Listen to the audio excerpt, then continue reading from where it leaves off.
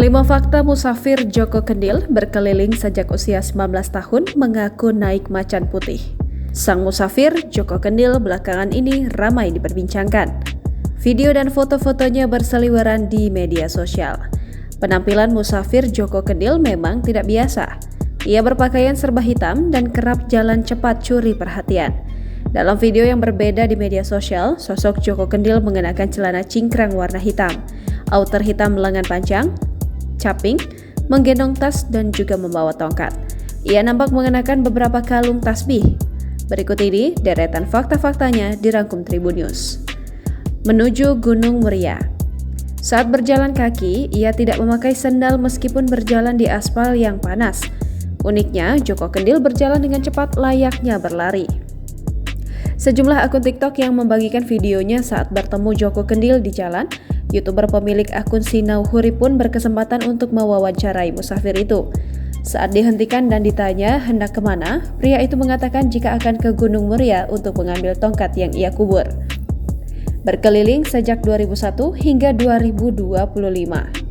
Pria 41 tahun itu mengatakan jika ia sudah berkeliling sejak 2001 saat usianya 19 tahun dan akan berhenti setelah tahun 2025.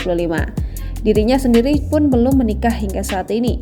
Rencananya setelah berkeliling tahun 2025, Joko Kendil akan kembali ke gurunya dan mencari jodoh.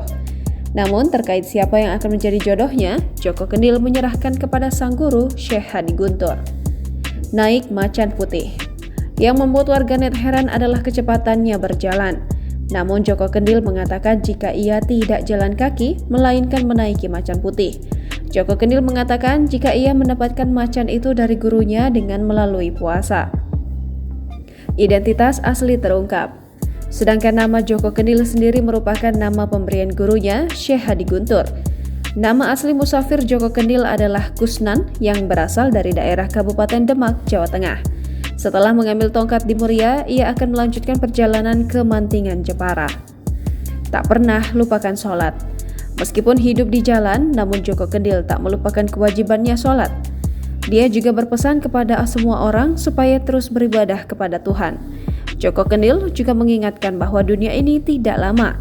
Oleh sebab itu, hiduplah untuk ibadah kepada Allah Tuhan Yang Maha Esa.